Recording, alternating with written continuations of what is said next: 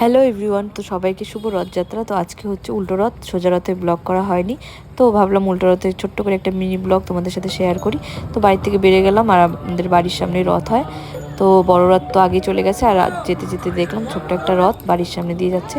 তারপরে হলো রথ দেখে প্রণাম করে ঠাকুর, তারপরে দেখি প্রসাদ দিচ্ছিলো, তো ওখান থেকে প্রসাদ নিয়ে নিলাম। জিলাপি দিচ্ছিলো আর জলের বোতল দিচ্ছিলো একটা করে। তারপরে নিয়ে সোজা চলে আসলাম আমাদের গড়িয়া মঠে সামনে। আর দেখো কত ভিড়, আর এখানে এবার ডিজে করা হয়েছে, মানে রথ নিয়ে রাস্তায় যে বেরোয়, মাসির বাড়ির থেকে যে রথ আসলো আবার নিজের বাড়িতে, তো ডিজে নিয়ে যাওয়া হয়েছিল। তো দেখো ওখানে ডিজে হচ্ছিলো, তো সাউন্ডটা মিউট করে দিয়েছি, না তো কপিরাইট চলে আসবে। আর এখানে নিয়ে নিলাম চিনি কলা, ঠাকুরকে দিব, যেহেতু সোজা রথে দিতে পারিনি, তো উল্টো রথে দিয়ে দিলাম চিনি কলা।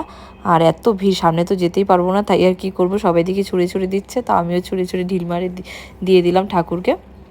তো প্রসাদ দিব ভাবলাম, তো নিতে পারলাম না ভিড়ের জন্য।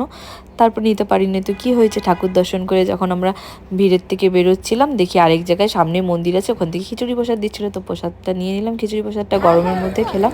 খিচুড়ি খাওয়ার পর হাত টাত ধুয়ে জল টল খেয়ে চলে আসলাম এগরোলের দোকানে, এখান থেকে একটা এগরোল নিয়ে নিলাম ডবল ডিমের। তো এগরোল খাচ্ছি, এই যে দেখো আমি এগরোল খেতে খেতে, আর লোক দেখছিলাম প্রচুর ভিড় হয় আমাদের এখানে। আর ছোটোর থেকে এই মেলায় আসি, মেলায় না আসলে আমার ভালোই লাগে না, সত্যি কি বলবো আর। তো তারপরে দেখো এখানে চলে আসলাম চাটের দোকানে, এখন আমরা খাবো চাট।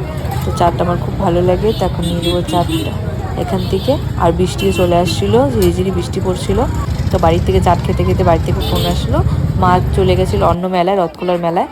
তো মা বললো লটকা নিয়ে আসিস আসার সময়, আমি আনতে পারিনি। আমি ঠিক আছে, তো এখান থেকে লটকা দেখছিলাম, আর লটকার প্রচুর দাম ছিল জানো। তারপরে চলে আসলাম সোজা বাড়িতে।